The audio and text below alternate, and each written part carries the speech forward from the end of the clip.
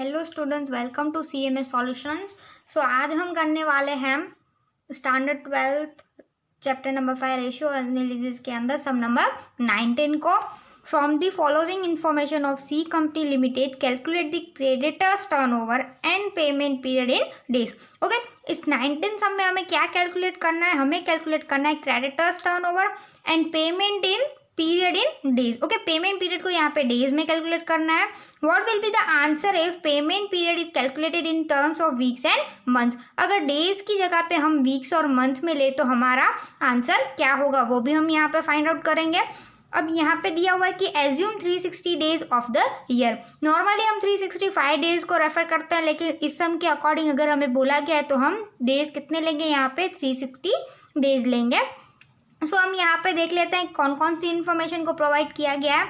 Opening balances हमें देख के रखे हैं creditors, bills payable, bills receivable and debtors. अब यहाँ पे हमें फाइंड आउट करना है क्रेडिटर्स टर्नओवर, तो उसके अकॉर्डिंग हमारे पास जो इन्फॉर्मेशन है उसमें से क्रेडिटर्स हमारे लिए काम के हैं और बिल्स पेएबल काम किए। बिल्स रिसीवेबल और डेटर्स यहाँ पे हमारे लिए काम के नहीं है। उसी तरह से क्लोजिंग बैलेंस में अगर हम देखें तो क्रेडिटर्स एंड बिल्स पेएबल हमारे लिए काम के हैं और बिल्स रिसीवेबल और डेटर्स यहाँ पे हमारे लिए कोई भी काम के नहीं है।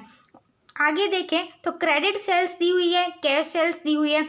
अब यहाँ पे क्रेडिटर्स टर्नओवर में तो हमें परचेज की रिक्वायरमेंट होती है, तो मीन्स ये भी हमारे लिए काम का नहीं है। टोटल सेल्स भी हमारे लिए काम का नहीं है। अब टोटल परचेज दी हुई है, तो यहाँ पे टोटल परचेज और कैश परचेज ये दो चीज़ें ही हमारे लिए काम की है। ओके, सो हमने इन्फॉर्मेशन को तो पढ़ लिया है। अब हम हमारे सम को स्टार्ट करते हैं। सो हमें सबसे पहले जो फाइंड आउट करना है उसका फॉर्मूला आना चाहिए। सो क्रेडिटर्स टर्नओवर का फॉर्मूला यहाँ पे क्या होगा? Creditors turnover ratio equals to क्या होता है? Credit purchase upon average trade payables. Okay, यहाँ पे हमें ये दो चीज़ें चाहिए होगी फॉर्मूला को फाइंड आउट करने के लिए। तो सबसे पहले क्रेडिट परचेज को यहाँ पे फाइंड आउट कर लेते हैं हम। सो क्रेडिट परचेज यहाँ पे हमें दी नहीं गई है, पर हमें यहाँ पे टोटल परचेज और कैश परचेज दी गई है। सो टोटल परचेज है 6 लाख और कैश परचेज है हमारी 2,40,000। सो यहाँ पे अगर हम 6 लाख टोटल परचेज में से कैश परचेज को निकाल देते हैं। ओके, सो यहाँ पे 6 लाख टोटल परचेज है और कैश परचेज है हमारी 2,40,000। सो डिडक्ट करने के बाद जो बचेगी वो कितनी हो जाएगी? क्रेडिट परचेज हो जाएगी हमारी। सो 6 लाख में से हम यहाँ पे 2,40,000 को निकाल देते हैं। सो 3,60,000 जो होगी वो हमारी क्या हो जाएगी? क्रेडिट परचेज हो जाएगी। सो वो हम यहाँ पे एक चीज़ तो हमने फाइंड आउट कर ली, क्रेडिट परचेज कितनी है हमारी? 3,60,000। अब क्या चाहिए हमें? Average trade payables. So average trade payables की अगर हम बात करें तो एवरेज ट्रेड पेएबल्स के लिए हम क्या चाहिए होगा यहाँ पे? Opening balance of creditor plus opening balance of bills payable plus closing balance of creditor plus closing balance of bills payable. Okay, ये चार चीज़ें हमें चाहिए होंगी। डिवाइड किससे करना होगा हमें? 2 से। So opening balance of creditors अगर हम यहाँ पे देखें तो ओपनिंग बैलेंस है 45,000 क्रेडिटर्स के लिए, बिल्स पेएबल के लिए 15,000। सो यहाँ पे पुट कर देते हैं साथ में। अब क्लोजिंग बैलेंस की बात करें तो क्रेडिटर्स दे के रखा है 40,000 और बिल्स पेएबल दे के रखी है 20,000, वो भी यहाँ पे लिख देते हैं। डिवाइड करना है हमें 2 से, जिससे कि हमें एवरेज ट्रेड पेएबल मिल जाए। तो इन चारों चीज़ों को हम यहाँ पे टोटल कर देते हैं।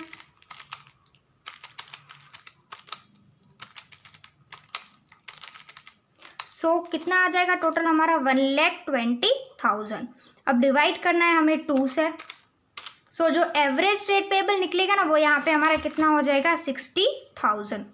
सो हमने यहाँ पे एवरेज ट्रेड पेएबल को फाइंड आउट कर लिया है और वो कितना है हमारा? 60,000। सो यहाँ पे हम वो भी पुट कर देते हैं। अब फॉर्मूला के अकॉर्डिंग दोनों चीज़ें हमें मिल चुकी है, तो हम फाइंड आउट कर देते हैं क्रेडिटर्स टर्नओवर। सो देख लेते हैं यहाँ पे 3,60,000 डिवाइड बाय 60,000, तो हमारा जो आंसर होगा वो कितना आ जाएगा 6। इट मीन्स यहाँ पे क्रेडिटर्स टर्नओवर कितनी टाइम्स होगा 6 टाइम्स अराइज होगा। सो हमने क्रेडिटर्स टर्नओवर को तो फाइंड आउट कर लिया है। अब हमें और क्या क्या करना है, तो हमें डेज मंथ्स और वीक्स के अकॉर्डिंग भी यहाँ पे पेमेंट पीरियड को फाइंड आउट करना था। सो हम सबसे पहले लेते हैं in days. Okay, according to days अगर हम देखें तो यहाँ पे 360 डेज लेने के लिए बोला गया था।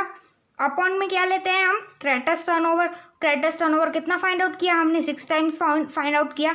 सो वो यहाँ पे पुट कर दो, तो यहाँ पे हमारा आंसर हो जाएगा 360/6 अगर हम करें तो 60। उसके बाद अगर हम देखें तो इन वीक्स में 52 वीक्स होती है हमारी। 6 टाइम्स हमारा आंसर आया था क्रेडिटर्स टर्नओवर का। 52 डिवाइड बाय अगर हम 6 करें तो हमारा आंसर यहाँ पे हो जाएगा 8.666 वीक्स और यहाँ पे 60 डेज। और अगर इन मंथ्स की अगर हम बात करते हैं तो हमारा आंसर क्या होगा 12/6। 6 2 12 मीन्स 2 मंथ्स। ओके, सो यहाँ पे हमने तीनों टर्म के अकॉर्डिंग पेमेंट पीरियड को भी फाइंड आउट कर लिया है और सम के अकॉर्डिंग क्रेडिटर्स टर्नओवर को भी यहाँ पे फाइंड आउट कर लिया है। सो मिलते हैं अगले वीडियो में एक और नए सम के साथ, एक और नए वीडियो के साथ। Thank you so much for watching this video.